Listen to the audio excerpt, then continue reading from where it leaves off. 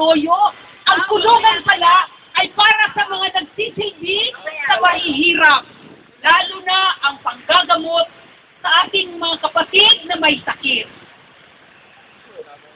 Sa araw na ito, dalawang bagay ang nais kong ipapatid. Una, pagprotesta sa pagdakip sa 43 na health workers na ang naging kasalanan ay maghasa ng kaalaman para makapaglingkod sa mga may sakit sa kanayunan.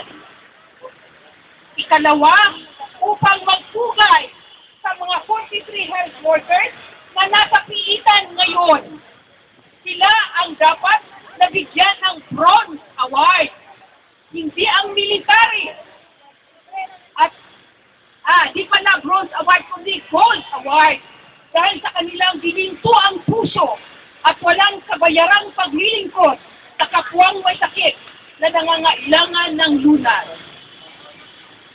Ako po ay isang Madre Benedictina, missionary. Sa kanayunan, ako'y tumutulong sa pag-organisa ng mga health workers. Sa aming pagmisyon, nakita namin na kailangan ang mga manggagawang pangkalusugan. Subalit, hindi maibigay ng ating pamahalaan kung kaya't kailangan na mag-training ang health workers. Tunay na nakita namin na ang pag-training lang ng mga health workers ang kailangan upang matulungan sila sa kanilang sarili na maihawon sa kahirapan. Sa mga programa ng CPHP sa kanayunan, nagsimula kami na sa 10, sa 50 at 1,000 CHWs na na-train. Kung 36 years na ang CPHP, ilan na kaya ngayon ang mga community health workers? Tinatanong ko ito dahil sa ginagawa ngayon ng military. Napilit pinaamin ang mga 43 health workers na sila ay miyembro ng New People's Army. Kung libo-libo ang community health workers ngayon, ang ibig sabihin, libo-libo na rin ang miyembro ng New People's Army. Yeah! Libo-libo na pala ngayon ang miyembro ng New People's Army. Dahil pinipilit nila mga komunista ang health workers. Naalaala ko tuloy ang sabi ni Bishop Dom Helder Camara. Noong nagbibigay siya ng pagkain sa mga mahirap, sinasabi siyang santo. Noong nagtatanong na siya, bakit kayo mahirap at naguguto? Sinasabihan siya na komunista. Yung pabo ngayon, yung po ang nangyayari ngayon sa aking panahon. Noong nagbisita kami sa kampo, 3 colonel ang nagpilit na pinaamin ang isang senado na magpalit loob sa pamahalaan. Natanong ko sa sarili ko, bakit pinababalik loob? Saan? Sa gobyernong bahagi sila bilang mamayan at nagbabayad ng buwis? Sa mamamayan na kanilang pinaglilingkuran ng ilang taon, ilang dekada na? O sa Diyos na kanilang sinasamba at pinaniniwalaan? Ang pagdakip sa 43 na health workers ay isang tuwirang paglabag sa karapatang pantao na nakasaad sa Article 9 at 10 sa Protocol 2 sa Geneva Convention.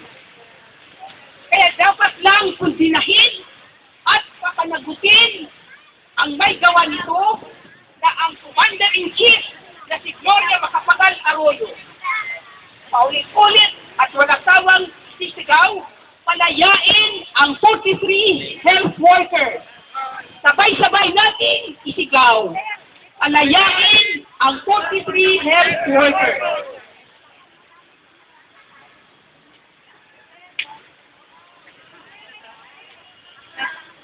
Nais kong magbigay ng pagpugay sa mga 43 health workers. Kung pwedeng nakapalibot ang mga larawan ng lahat ng 43. Mga larawan daw po. Mga larawan ng community health workers. Manggagawang pangkalusugan sa kanayunan. Paglilingkod sa kapwa, inyong sinasang-ayunan. Kusang loob, makapaglingkod kanino man. Pagmamahal sa kapwa, inyong pinanindigan. Sinasa ninyo ang inyong isipan at kaalaman sa panggagamot sa mga kapatid na nasaktan. Maraming sakit sa katawan inyong nalunasan. Tuwilay makamasang doktor, kayo'y pinalalayan. Malalayong lugar, kaya ninyong tahakin. Di alintana, ilan mang bundok, sasampahin. Ilog mang kay lamig, paay pilit babasain. Marating lang ang may sakit na dapat gamutin.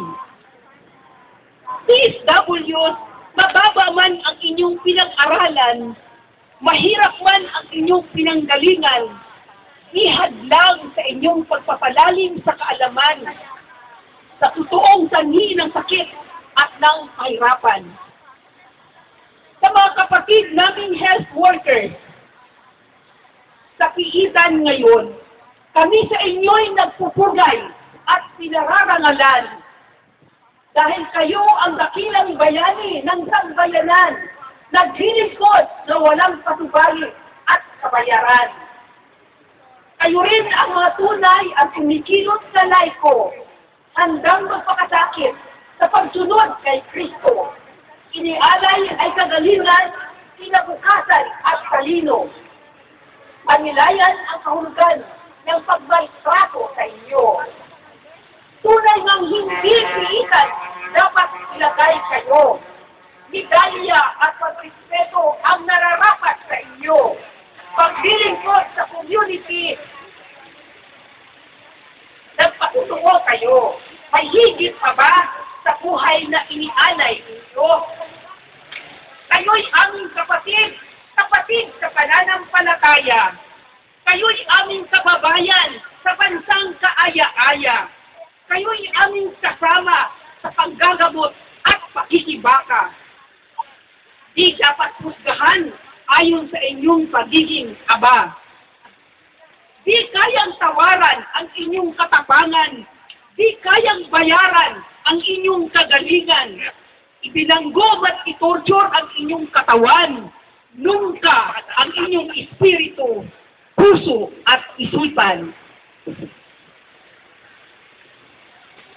Ngayon po, i-circle po natin ang mga kataman.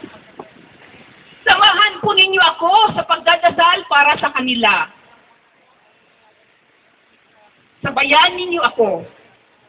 Makapangyarihang Diyos Makapangyarihang Diyos ng mga api at mga dukha. ng mga api at mga lupa. Dinggin mo po Tingin mo po ang iyak at hinaing ng mga inaalipusta. ang mga Tulungan mo pong tulungan mo po ang 43 health workers ay makalaya ang 43 health workers na makayaya. at mapatunayan na sila ay dakila at walang sala. Dakila at walang sala. Hinihiling ko po ang mga partisipante na i-bless na po natin ang 43 health workers. Tinatawagan ko po ang nandoon, i-bless po natin ang nandito ngayon na mga larawan na kung saan nasa piitan. Hinihiling ko po ang lahat na narito, i-bless po natin ang ating mga kapatid na nasa piitan ngayon. Mahal na Panginoon, huwag mo pong hayaang maghari ang mapagmataas at naghaharing uri. Magliwanag ang katarungan at hustisya. Makabalik sila sa community at pamilya nila. Dinggin mo po ang aming panalangin na ngayon na naghirap ang aming mga kapatid, palayain mo po sila. inihiling po namin ito sa maawaing Diyos at mapagpalayang Diyos. Amen. Amen. Salamat po.